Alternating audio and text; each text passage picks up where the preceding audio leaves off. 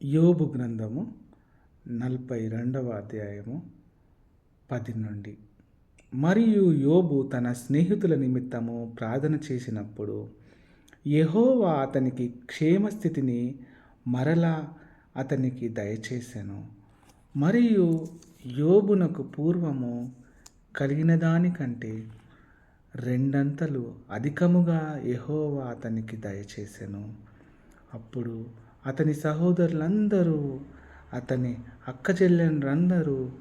అందరూ అంతకుముందు అతనికి పరిచయులైన వారు వచ్చి అతనితో కూడా అతని ఇంట అన్నపానములు పుచ్చుకొని, యెహోవా అతని మీదికి రప్పించిన సమస్త బాధను గూర్చి ఎంతలేసి దుఃఖము పొందితివని అతని కొరకు దుఃఖించుచు అతనిని ఓదార్చిరి. ఇదిగాక ఒక్కొక్కడు ఒక వరహను, ఒక్కొక్కడు బంగారు ఉంగరమును అతనికి తెచ్చి ఇచ్చెను. యెహోవా యోబును మొదట ఆశీర్వదించినంత కంటే మరి అధికముగా ఆశీర్వదించెను.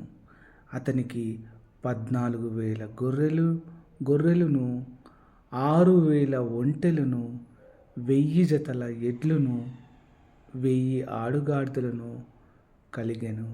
మరియు అతనికి 7 కుమారులను, 3 కుమార్తెలను కలిగిరి. అతడు పెద్దదానికి యెమీమా అనియు, రెండవ దానికి కెజియా అనియు, మూడవ దానికి కారెమ్హప్క్ అనియు పేర్లు పెట్టెను. ఆ దేశమందంతటా యోబు కుమార్తెలంత సౌందర్యవతులు కనబడలేదు. వారి తండ్రి వారి సహోదరులతో పాటు వారికి స్వాస్థ్యములనిచ్చెను. అటు తర్వాత యోబు 140 సంవత్సరములు బ్రతికి